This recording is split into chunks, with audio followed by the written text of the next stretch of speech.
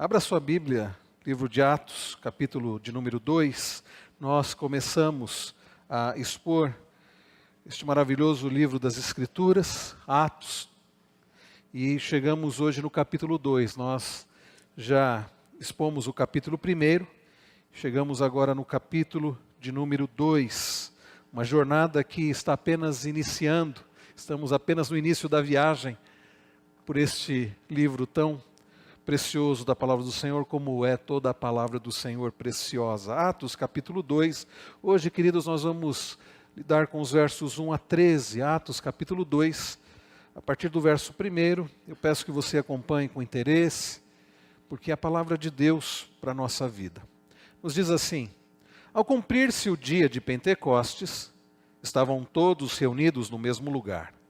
De repente, veio do céu um som, como de um vento impetuoso, e encheu toda a casa onde estavam sentados. E apareceram, distribuídas entre eles, línguas como de fogo, as quais pousaram sobre cada um deles.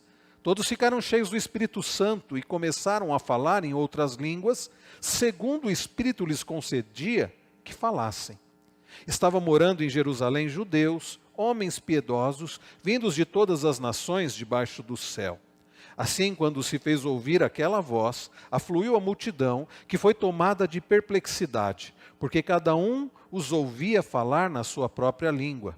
Estavam atônitos e se admiravam, dizendo: vejam, não são galileus todos esses que aí estão falando?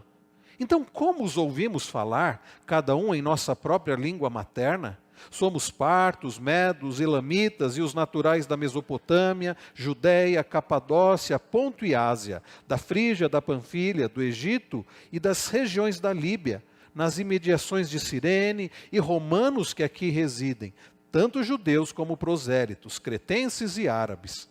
Como os ouvimos falar sobre as grandezas de Deus em nossas próprias línguas?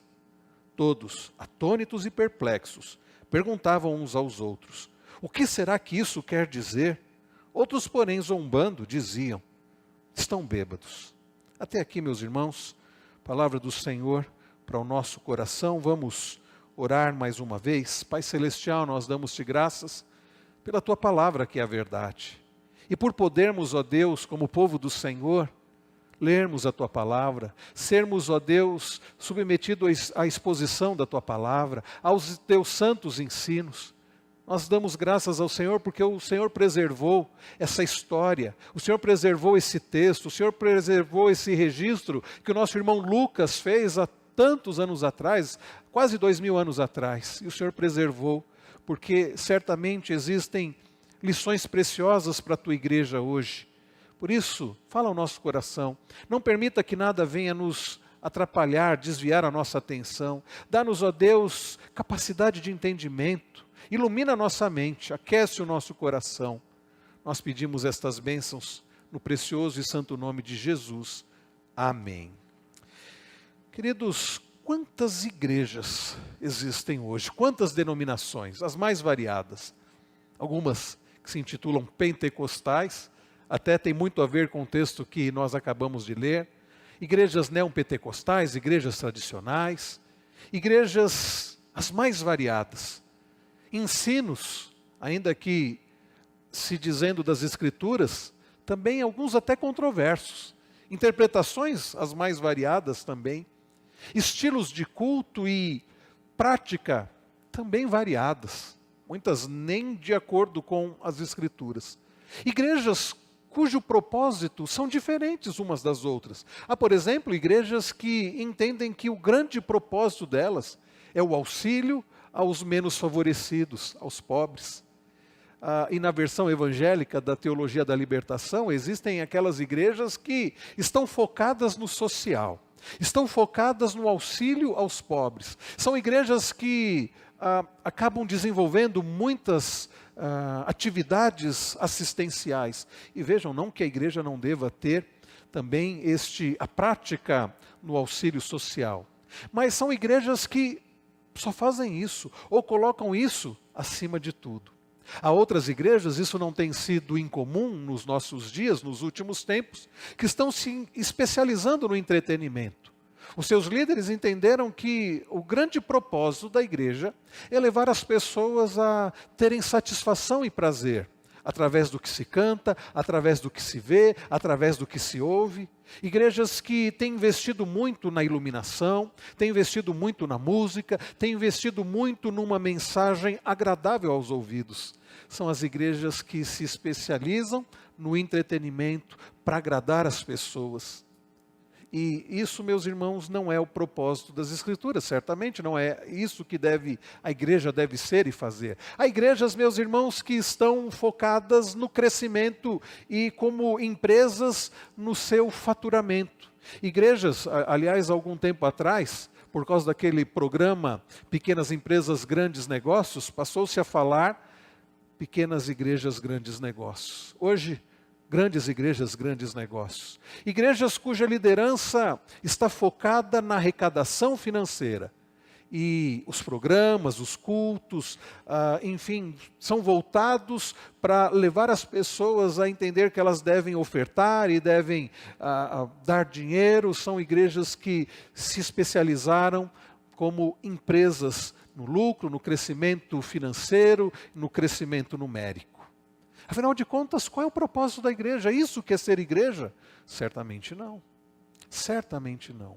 Queridos, ao olharmos para o livro de Atos, onde Lucas, o médico, descreve acerca da história da igreja primitiva, nós aprendemos o que de fato é ser igreja, qual é o propósito de Deus para a igreja. E hoje, ao olharmos aqui para o capítulo 2, como nós acabamos de ler, nós lemos a respeito do cumprimento da promessa que nós vimos no primeiro sermão, onde nós olhamos em Atos 1:8 que aqueles nossos irmãos e a igreja do Senhor ali representada receberia poder ao descer sobre eles o Espírito Santo, e eles seriam testemunhas de Jesus, tanto de Jerusalém como Judéia e Samaria até os confins da terra. E agora no capítulo 2, meus irmãos, nós lemos o cumprimento da promessa.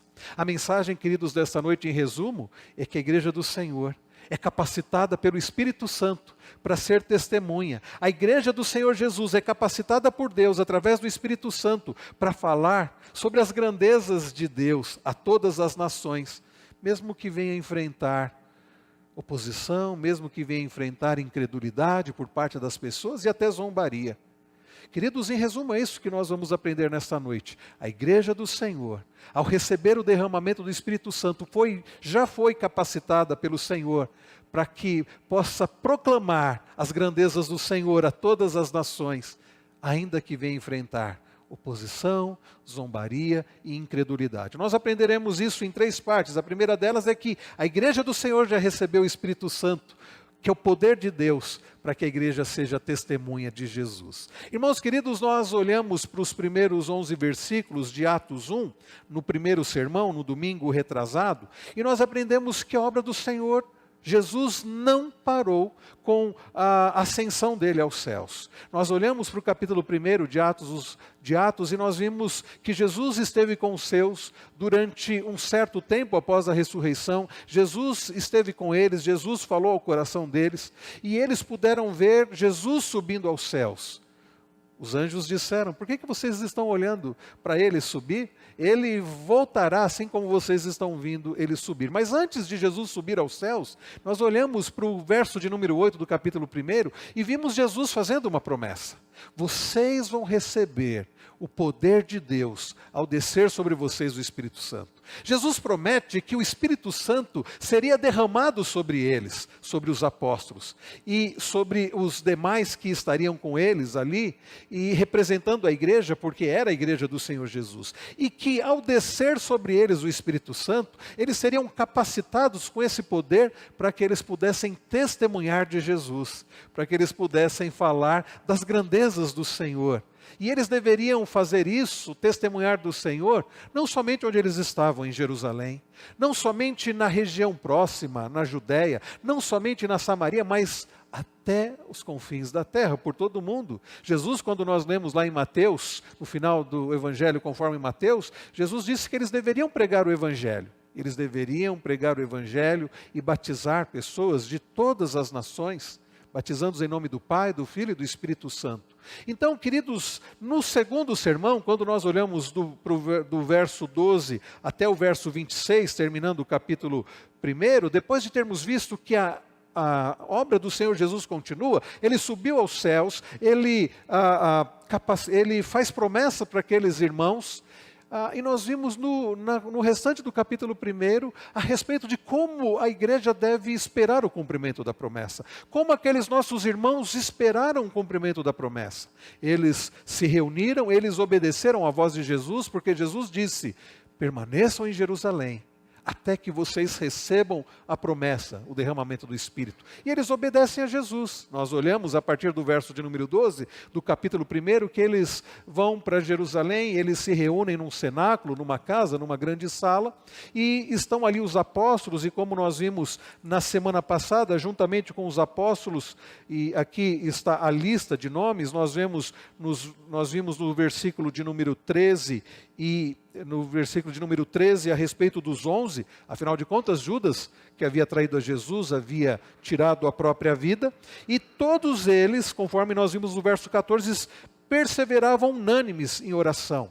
E é assim que a igreja do Senhor, ela aguardou o cumprimento da promessa, e como nós devemos aguardar a volta de Cristo, perseverando unânimes na oração. E com eles estavam algumas mulheres, como Maria, mãe de Jesus, os irmãos dele e outras mulheres. Havia ali naquele grupo, conforme nós vimos na semana passada, cerca de 120 pessoas, como diz o final do verso de número 15, ao menos 120 pessoas. E eles estavam ali, perseverando em oração, aguardando o cumprimento da promessa.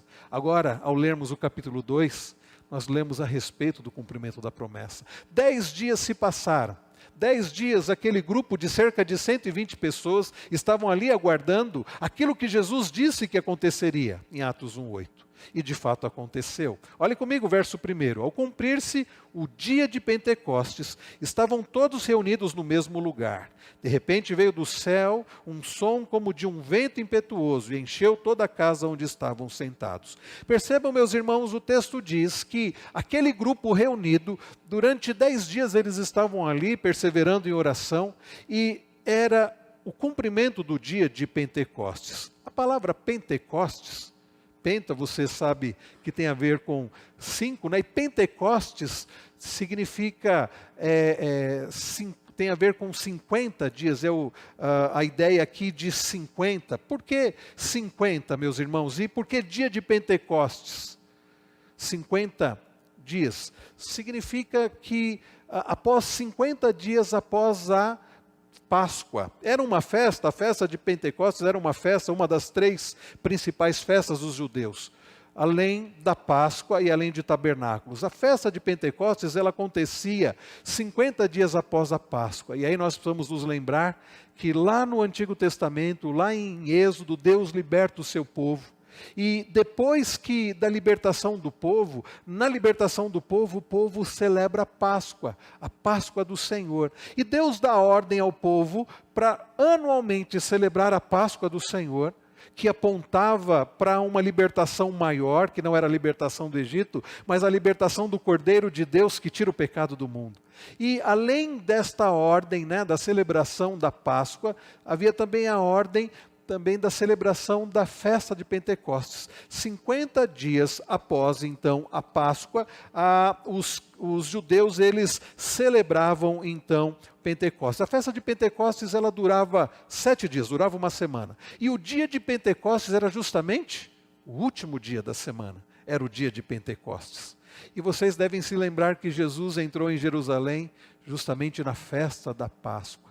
Jesus entrou em Jerusalém na Páscoa, sabedor de que Ele era o Cordeiro de Deus, sabedor de que todo o Antigo Testamento apontava para Ele, o Messias, sabedor de que toda a celebração da Páscoa do Antigo Testamento apontava para Ele, o Cordeiro de Deus, que verteria o seu sangue para a remissão dos pecados dos seus. E então Jesus entra em Jerusalém, ali Ele é imolado como Cordeiro de Deus.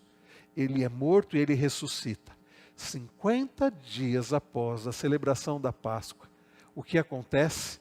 O que que nós acabamos de ler aqui no verso de número 1. Aqueles discípulos, aqueles servos do Senhor, os apóstolos e mais aquelas demais pessoas, contando cerca de 120 pessoas, no cumprimento do dia de Pentecostes, é que eles recebem o cumprimento da promessa. A primeira coisa, irmãos, uma coisa importante para verificarmos é que Pentecostes está ligado à história de Israel.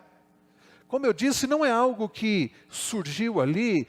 Em todo o Antigo Testamento nós vemos a observância aqui de Pentecostes, mas é uma observância que nós vemos o que aconteceu nesses 4 primeiros versículos, que na verdade ecoa o que Deus já havia feito no Antigo Testamento. Por exemplo, com Abraão.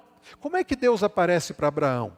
Deus aparece para Abraão em forma de fogo. E Deus promete fazer dele uma numerosa nação. Observe o texto, diz que de repente veio do céu um som como de um vento impetuoso. Não diz que veio um vento, mas som como de um vento. E encheu toda a casa onde estavam sentados. E apareceram distribuídas entre eles línguas como de fogo. Algumas traduções que trazem labaredas de fogo, as quais pousaram sobre cada um deles. Percebam nessa figura, porque acontece algo espetacular, acontece algo que não era comum e algo que foi único, que não se repete, ainda que algumas denominações entendam que isso deve se repetir continuamente, mas foi algo pontual, algo especial e algo único.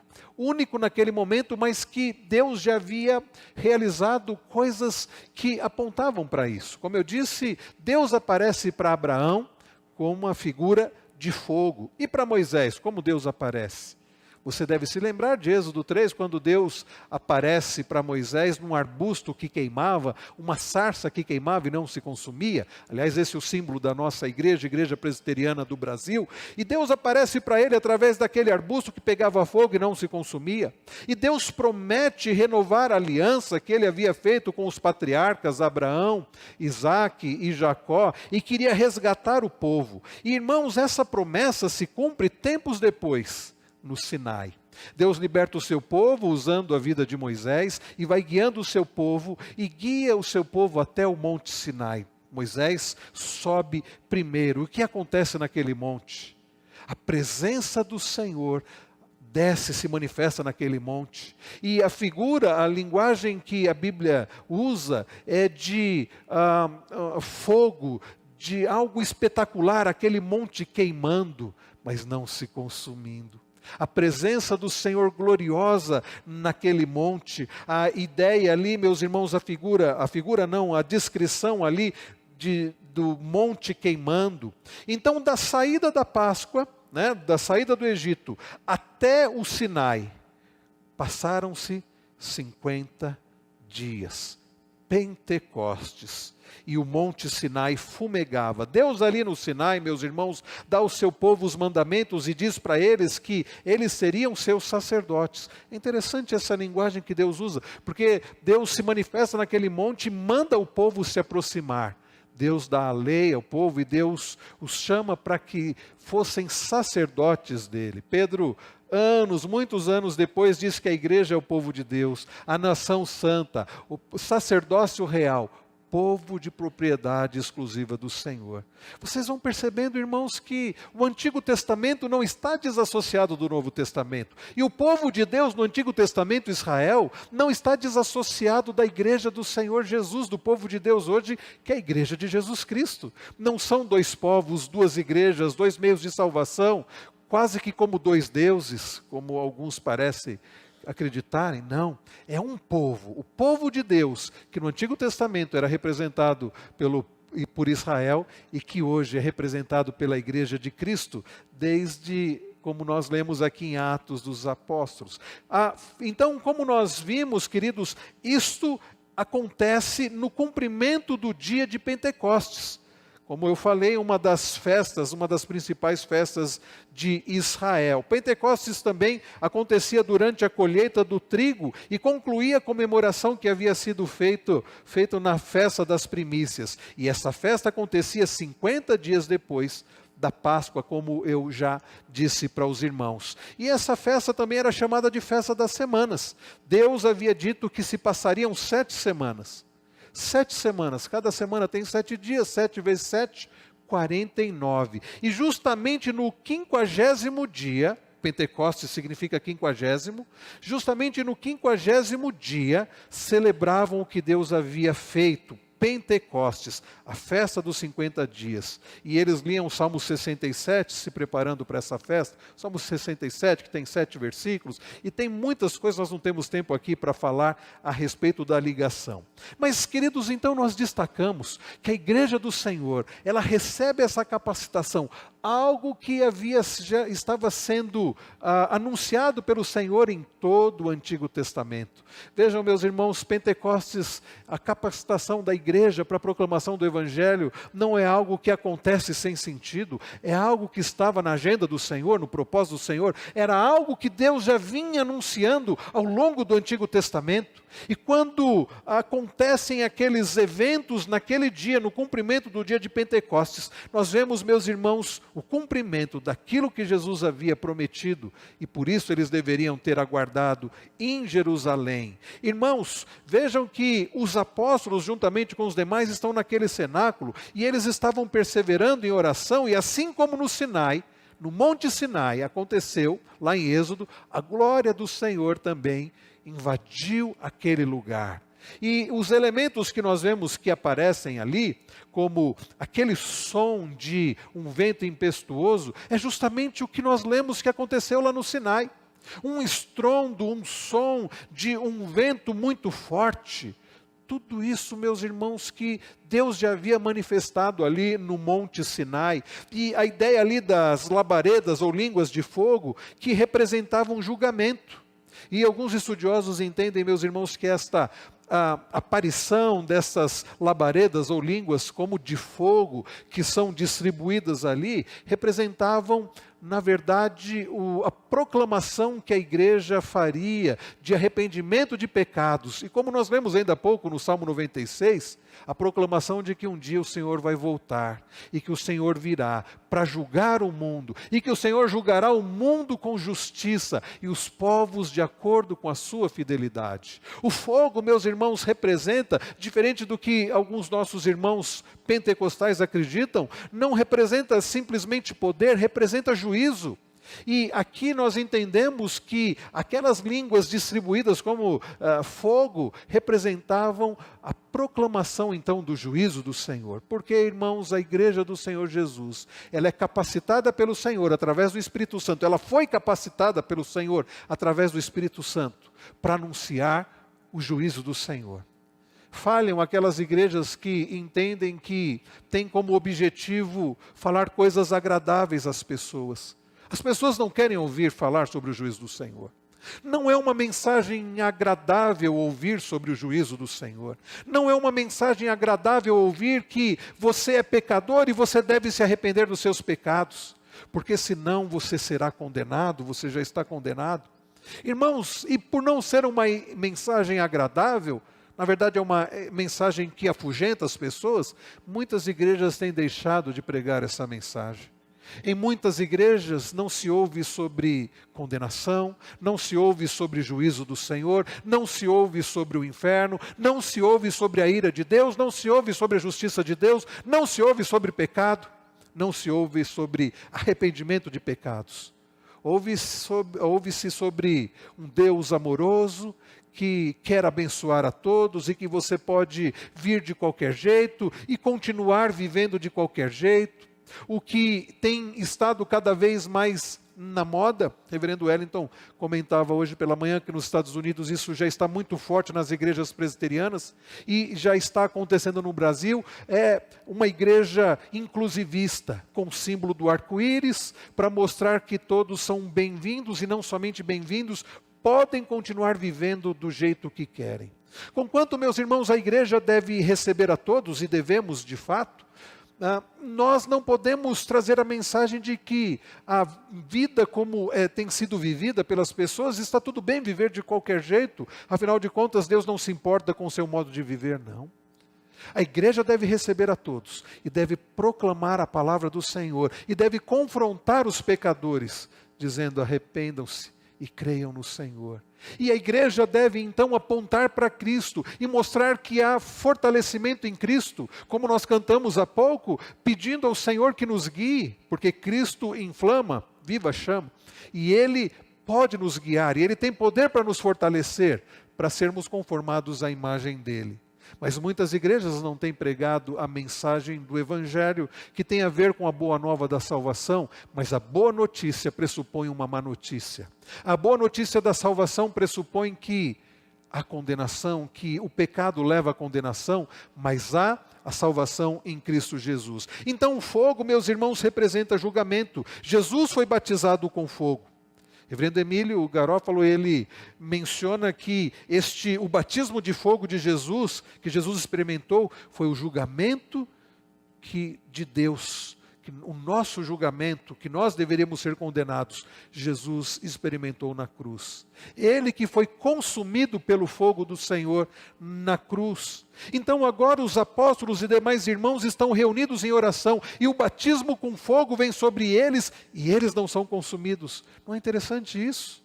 Assim como a sarça ardia e não se consumia, assim como o monte Sinai ficou ali fumegante e não se consumiu, e o fogo significa justiça, significa aplicação da justiça do Senhor, mas naquele cenáculo, eles têm aquela manifestação daquelas labaredas como de fogo, aquelas línguas como de fogo, mas eles não são consumidos. Irmãos, por que eles não são consumidos? Porque Jesus já foi consumido em nosso lugar. Jesus na cruz do Calvário já levou sobre si a culpa dos nossos pecados, e Ele foi consumido na cruz em nosso lugar. Por isso aqueles que estão em Cristo, como Paulo escreve em Romanos 8:1, não há nenhuma condenação para eles. Por isso que aqueles nossos irmãos, aquelas cerca de 120 pessoas, não foram consumidas pelo fogo da justiça de Deus, porque eles já estavam em Cristo. Eles receberam o poder de Deus para serem suas testemunhas. Então, irmãos queridos, Deus já capacitou a sua igreja. Nós não precisamos, irmãos, e isso não significa que não devamos buscar aperfeiçoamento no que diz respeito ao conhecimento da palavra, ao ensino da palavra, à proclamação da palavra, que não devamos nos organizar para evangelizar, para pregar, não é nada disso. Mas significa que o poder do Senhor já foi dado à sua igreja, e nós não temos desculpas para não testemunharmos de Cristo. Em Atos 1:8, Jesus diz: vocês receberão poder ao descer sobre vocês o Espírito Santo. E isto se cumpriu em Atos, aqui no capítulo 2. Os nossos irmãos pentecostais, eles interpretam de maneira equivocada essa passagem, acreditando que Pentecostes continua acontecendo, e eles dizem que devemos buscar isso, mas o que nós vemos é que aquele foi um evento único. Algo que havia sido proclamado ao longo do Antigo Testamento, que Jesus havia prometido, que Joel havia profetizado a respeito, e outros profetas, e que se cumpriu de uma vez por todas. Assim como o sacrifício de Cristo, assim como a ressurreição de Cristo, assim como a ascensão de Cristo, isso se cumpriu de uma vez por todas, e isso não se repete. A igreja não precisa mais de um outro recebimento, de um segundo derramamento do Espírito, porque a igreja já recebeu. E estão equivocados aqueles que dizem que devemos continuar buscando esse batismo com o Espírito, como se na conversão nós não recebêssemos o Espírito Santo.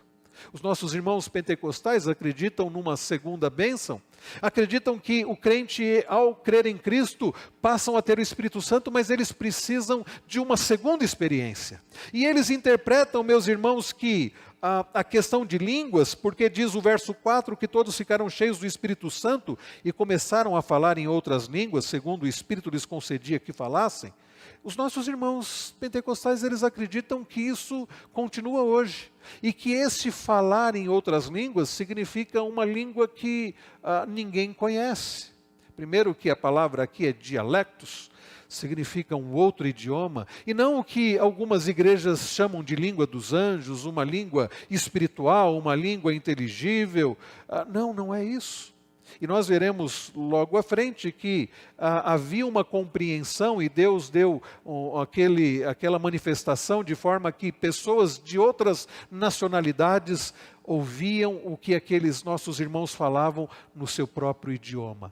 Então, meus irmãos, nós não cremos que Pentecostes continue acontecendo hoje. Nós não concordamos, não cremos igual aos nossos irmãos. São nossos irmãos, mas nós não cremos como eles creem. Nós cremos que aquilo aconteceu de uma vez por todas, foi a capacitação do Senhor para a sua igreja, um evento único, significativo, que mostra, meus irmãos, a capacitação do Senhor para a sua igreja e mostra com a questão do fogo, o símbolo do julgamento do Senhor, que é a mensagem que devemos proclamar, a mensagem do juízo do Senhor, a mensagem de arrependimento de pecados para a salvação.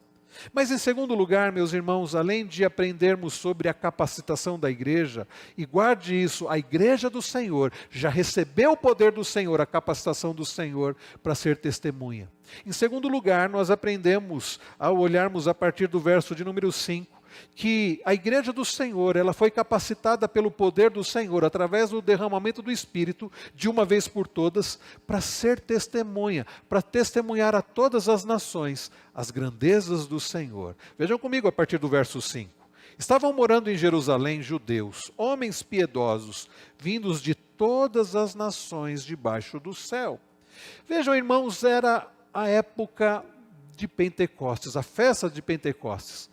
Deus havia, através de Moisés, dito ao povo, ordenado ao povo que, ao menos uma vez por ano, todo judeu homem deveria ir a Jerusalém, participar de uma das três festas, ou tabernáculos, ou Páscoa, ou Pentecostes.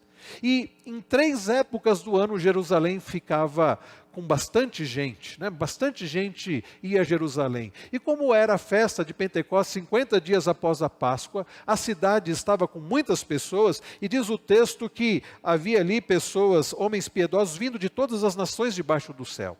Então pessoas que moravam em outras regiões, mas que naquela época do ano, ou na Páscoa, ou em tabernáculos, ou em Pentecostes, eles iam a Jerusalém. Gente, meus irmãos, que falavam outros idiomas. E diz o verso 6, que assim quando se fez ouvir aquela voz, afluiu a multidão que foi tomada de perplexidade. E o verso 6 diz por que aquelas pessoas foram tomadas de perplexidade. Porque cada um os ouvia falar na sua própria língua. Percebem? Não era questão de língua dos anjos, um idioma como algumas pessoas começam a enrolar a língua aí e falar, não. Eles falavam e as pessoas de outras nacionalidades que ouviam falar na sua própria língua. E é por isso que eles estavam admirados. Olha o verso 7. Estavam atônitos e se admiravam, dizendo, vejam, não são galileus todos esses que aí estão falando? Se eles são da Galileia, se eles falam, por exemplo, o aramaico, por que então, como os ouvimos falar cada um em nossa própria língua materna? Havia pessoas ali de diversas nacionalidades. Olha o verso 9. Somos partos, medos, elamitas e os naturais da Mesopotâmia. Também tinha gente da Judéia ali, Capadócia, Ponto e Ásia, Frígia, Panfilha, do Egito, das regiões da Líbia, nas imediações de Cirene, romanos. Então tinha pessoas que falavam as línguas as mais diversas. E aí isso nos faz lembrar do quê? Da Torre de Babel, quando Deus confundiu as línguas ali, porque até então se falava uma única língua, e em Babel houve a divisão ali das línguas. Havia pessoas então que falavam idiomas diferentes. Está falando ali romanos, certamente falavam o latim, pessoas então da Capadócia, da Mesopotâmia, falavam idiomas diferentes. E eles estavam atônitos, irmãos, porque cada um ouvia falar na sua própria língua. Verso 11, tanto os judeus como prosélitos, cretenses e árabes, como os ouvimos falar sobre as grandezas de Deus em nossas próprias línguas? Sabe por quê, meus irmãos? Porque Deus está cumprindo aquilo que Jesus havia prometido no verso 8 do capítulo 1. Que a igreja do Senhor seria capacitada pelo poder do Espírito Santo para ser testemunha do Senhor, não somente na sua região, não somente em Jerusalém, não somente na Judéia ou Samaria, mas também nos confins da terra. Eu entendo, meus irmãos, ainda que exista mais de uma explicação, interpretação dessa passagem. Eu entendo que aquele evento da salvação que aconteceu naquela questão das línguas, significava também a universalização do Evangelho. Porque até então, como nós lemos no Antigo Testamento, era o povo, os hebreus que serviam ao Senhor. Era Israel que servia ao Senhor, o Deus único e verdadeiro. Ainda que, conforme nós lemos no Salmo 96, que eles deveriam proclamar a salvação a todas as nações, poucos ouviam a respeito do Deus de Israel. Poucos, como no caso de Ruth, a Moabita, puderam, e Raabe, lá de Jericó, poucos puderam conhecer o Deus único e verdadeiro, que era o Deus de Israel. O povo de Deus estava concentrado na nação de Israel. Mas Jesus disse que eles deveriam testemunhar a pessoas de todas as nações.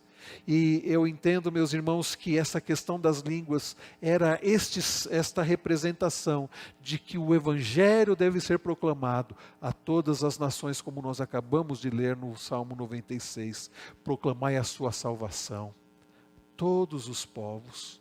Como, meus irmãos, os povos irão glorificar ao Senhor se nós não proclamarmos a todas as nações? Quando nós olhamos, queridos, para o Salmo que nós lemos ainda há pouco, no verso 3 diz: anuncie entre as nações a sua glória, entre todos os povos as suas maravilhas. Anuncie entre todas as nações, porque o Senhor é digno de ser louvado por todos. Ele diz no verso de número 7, deem ao Senhor, a família dos povos, deem ao Senhor glória e força. Ele fala famílias dos povos. Verso 10, digam entre as nações reina o Senhor.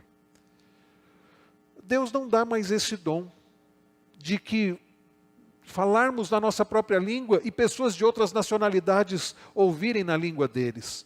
Mas Deus nos dá capacitação, oportunidade para aprendermos outros idiomas e proclamarmos para essas pessoas. Sabe por quê, meus irmãos? A igreja deve estar envolvida com missões urbanas, missões locais, missões também para fora da nossa cultura, como no caso da PMT, a Agência Presbiteriana de Missões Transculturais, porque a igreja deve proclamar, tanto em Jerusalém como Judéia e Samaria, até os confins da terra. Sabe por que, meus irmãos, devemos auxiliar no sustento de missionários que aprendem outros idiomas, que estão indo para outros povos, seja no Brasil entre os indígenas, por exemplo, como a tribo Ayampi, e nós temos podido auxiliar os nossos irmãos, o Mateus e a Aline, porque nós devemos proclamar a salvação do Senhor para todas as etnias. Porque temos, queridos, investido, por exemplo, no auxílio do nosso irmão, reverendo Paulo Serafim, lá na África, porque nós devemos proclamar a todas as etnias. E temos auxiliado também, meus irmãos, o reverendo Francisco, que vai retomar o trabalho provavelmente no Uruguai. E temos auxiliado a nossa irmã Id, que está numa região que nós não podemos falar por causa do perigo ali, da perseguição, porque nós entendemos, meus irmãos, que devemos ser testemunhas do Senhor, tanto em Jundiaí, quanto no estado de São Paulo, no nosso país e até os confins da terra. E alguns dos nossos irmãos têm aprendido outros idiomas para proclamar entre aqueles que falam outros idiomas, porque a igreja do Senhor já foi capacitada pelo Espírito Santo para proclamar onde ela está, para proclamar onde não há ainda aqueles que servem ao Senhor, como nós aprendemos, lemos ainda há pouco no Salmo 96. Então, queridos, aprendemos em segundo lugar, que a igreja é capacitada pelo Senhor, através do Espírito Santo, já foi capacitada, e que ela deve testemunhar a pessoas de todas as nações. Mas a pergunta é, testemunhar o quê? Testemunhar da igreja? Olhem comigo o que diz o verso de número 11. Tanto judeus como prosélitos, cretenses e árabes, como os ouvimos falar sobre as grandezas de Deus em nossas próprias línguas. Como ouvimos falar sobre as grandezas de Deus. O que é, meus irmãos, que a igreja do Senhor Jesus deve testemunhar e proclamar? Além da mensagem de juízo do Senhor, como termina o Salmo 96, dizendo que o Senhor virá julgar a terra e os povos de acordo com a sua fidelidade, nós devemos proclamar as grandezas do Senhor. Nisso falham muitas igrejas também, que têm proclamado mensagens de autoajuda, têm proclamado stand-up gospel, têm proclamado mensagens as mais variadas e algumas absurdas, têm proclamado apenas algumas partes das Escrituras, de acordo com o que convém, mas não têm proclamado as grandezas do Senhor. Muitas igrejas têm proclamado sobre as grandezas dos homens, dos seus líderes, da sua instituição, mas não têm proclamado as grandezas do Senhor. Meus irmãos, nós não fomos chamados para falar das grandezas dos homens, nós não fomos chamados para falar dos nossos atributos, das nossas capacitações, de nós mesmos. Nós fomos chamados para falar não dos nossos líderes, mas das grandezas do Deus Todo-Poderoso. Como, queridos, nós lemos ainda há pouco no Salmo 96, anuncia entre as nações a sua glória, entre todos os povos as suas maravilhas. É isso, queridos, que os outros povos precisam ouvir, porque no Salmo 96 diz que outros povos servem a ídolos. Ah, irmãos, as pessoas, a começar aquelas que estão ao nosso redor, precisam ouvir que existe um Deus glorioso, todo-poderoso, único e verdadeiro e digno de ser louvado. Existe um Deus que reina e Ele é inigualável, e Ele é maravilhoso, e Ele tem feito coisas maravilhosas. Ele é o Criador e sustentador do universo. As pessoas precisam ouvir sobre as maravilhas deste Deus único e verdadeiro, do Deus incomparável, e como nós cantamos ainda há pouco, soberano. Tu és soberano sobre a terra. Sobre os céus tu és Senhor, absoluto. Quantos povos não têm ideia disso? E adoram o céu, e adoram as estrelas, e adoram as pessoas, e adoram os animais, e adoram ratos. E não sabem que existe um Deus que é soberano sobre todas as coisas, e precisam ouvir sobre as grandezas do Senhor.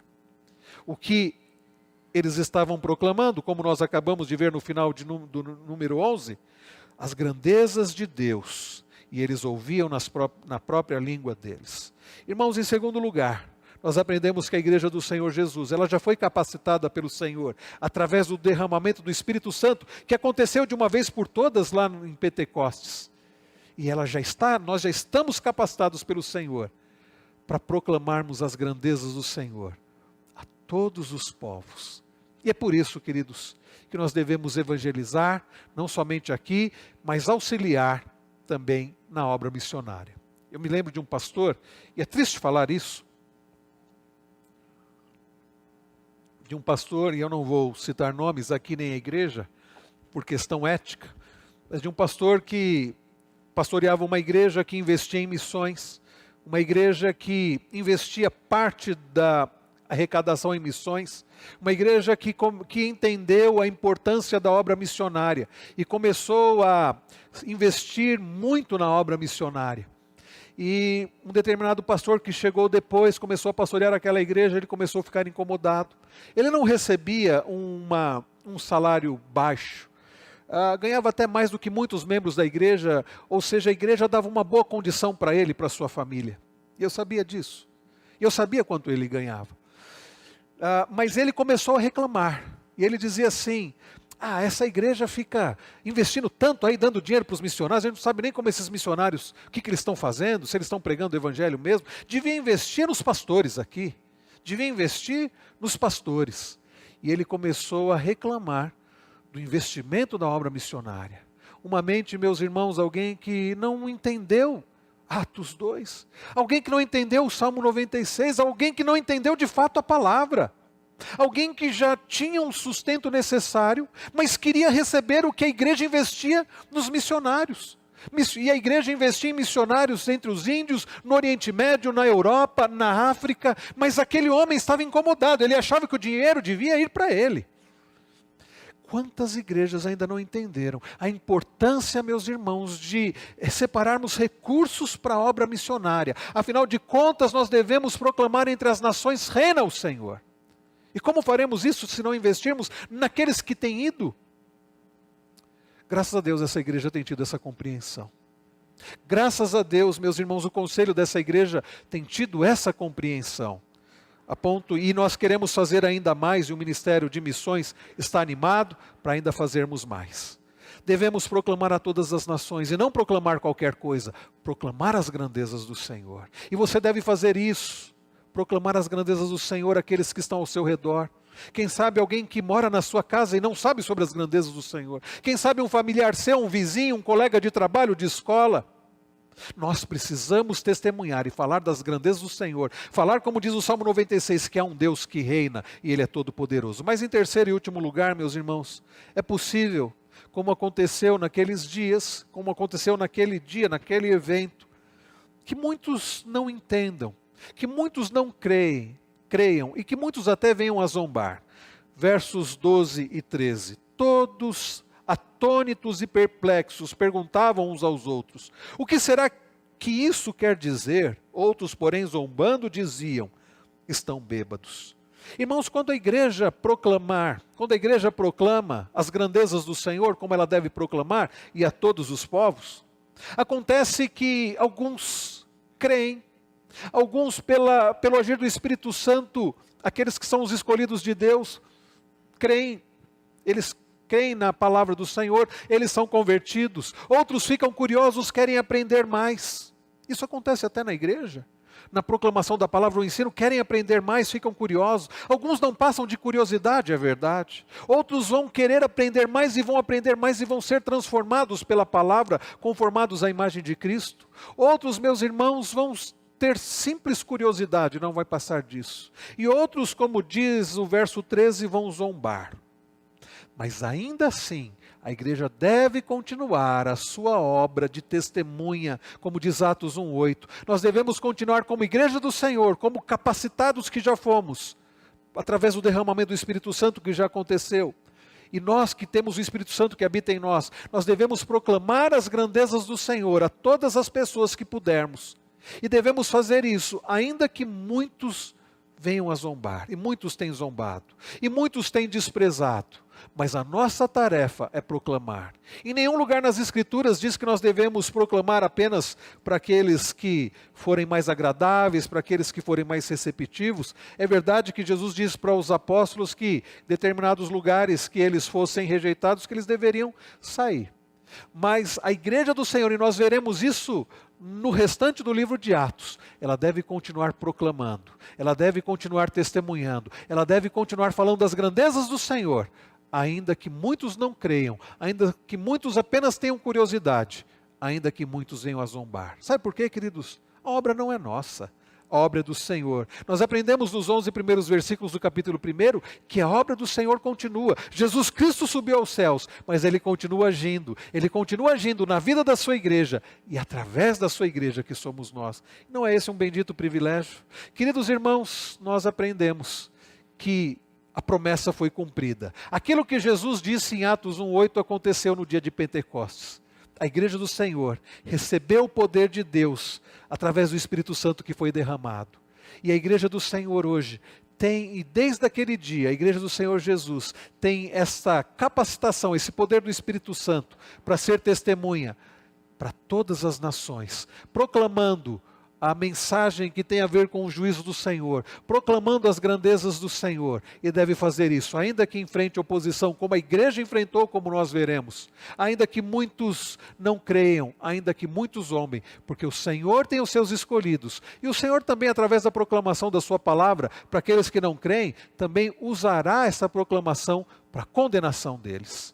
Irmãos, nós somos a igreja do Senhor, recebemos esse bendito privilégio de testemunharmos da palavra do Senhor, de falarmos das grandezas do Senhor. Que o Senhor então nos ajude, que o Senhor nos use e que nos faça cada dia, igreja conforme a sua vontade, para a sua glória, para a proclamação da sua palavra, para a salvação de pessoas. Que Deus assim nos abençoe.